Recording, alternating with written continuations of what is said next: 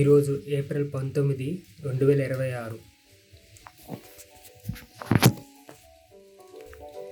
అయితే portfolio create చేయాలనుకున్నాను.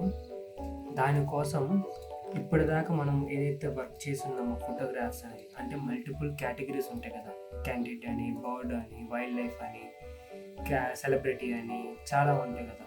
అలాగా ఏ ఫోటోగ్రఫీకి సంబంధించిన ఆ ఫోటోగ్రాఫ్ ఫోల్డర్స్ అనేవి క్రియేట్ చేసుకొని, ఆ క్రియేట్ చేసుకున్న ఫోల్డర్స్ అని ఒక ఫోల్డర్లో సేవ్ చేసుకొని పెట్టుకున్నాను.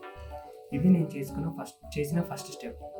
సెకండ్ ఏం చేశానంటే, నాకు ఏవైతే టూల్స్ కావాలో పోర్ట్ఫోలియో క్రియేట్ చేయడానికి, స్క్రిప్ట్స్ రాయడానికి ఏవైతే టూల్స్ అవసరం ఉంటాయో ఆ టూల్స్ని ఇన్స్టాల్ చేసుకోవాలి. సో వాటి కోసం నేను ఏం టూల్స్ ఇన్స్టాల్ చేసుకున్నాను అంటే, ఫస్ట్ వచ్చేసరికి విజువల్ స్టూడియో కోడ్ డౌన్లోడ్ పేజ్లోకి వెళ్ళి, మనది విండోస్ అయితే నాది విండోస్ కాబట్టి నేను విండోస్ది డౌన్లోడ్ చేసుకున్నాను. మ్యాక్ కావాలంటే మ్యాక్ సంబంధించిన వర్షన్ డౌన్లోడ్ చేసుకుంటే వాళ్ళకి యూజ్ అవుతుంది. నేను ఫస్ట్ విజువల్ స్టూడియోస్ అనేది ఇన్స్టాల్ చేసుకున్నాక, next second thing Git application కూడా ఇన్స్టాల్ చేసుకున్నాను. సో ఈ గిట్ అప్లికేషన్ కూడా విండోస్ అయితే విండోస్, మ్యాక్ అయితే మ్యాక్ వర్షన్కి ఇన్స్టాల్ చేసుకోవచ్చు. సో ఇలాగా ఇది కూడా ఇన్స్టాల్ చేసుకున్నాక, ఇప్పుడు గిట్ అకౌంట్ అనేది ఒకటి క్రియేట్ చేసుకోవాలి.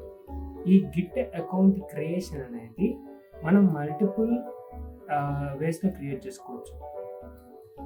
ఒకటి, మనం జీమెయిల్తో లింక్ చేసుకోవచ్చు, లేదంటే గిట్ కోసం సపరేట్గా అకౌంట్ క్రియేట్ చేసుకోవచ్చు, లేదంటే మైక్రోసాఫ్ట్ ఈ అకౌంట్తో మనం గిట్ అకౌంట్ని లింక్ చేసుకోవచ్చు.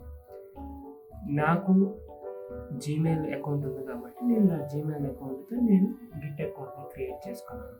ఎందుకంటే ఫ్యూచర్లో నాకు ఏదన్నా నోటిఫికేషన్, ఏదన్నా నా అకౌంట్ సంబంధించిన ఇన్ఫర్మేషన్ నాకు పాస్ అవ్వాలి అంటే, నాకు నా జీమెయిల్లో నోటిఫికేషన్ వస్తే నేను ఈజీగా ఫిగర్ అవుట్ చేసుకోగలను. కాబట్టి నేను జీమెయిల్ అకౌంట్ లింక్ చేసుకున్నాను. ఇప్పుడు ఏవైతే ఇప్పుడు గిట్ అకౌంట్ క్రియేట్ అయినాక ఒక రెపాజిటరీ అనేది క్రియేట్ చేసుకోవాలి. రెపాజిటరీ అంటే ఏం లేదు, మనం ఏదైతే డేటాని క్రియేట్ చేయబోతున్నామో ఆ డేటాని ఈ గిట్ అకౌంట్లో స్టోర్ చేసుకోవాలి సెక్యూర్డ్గా.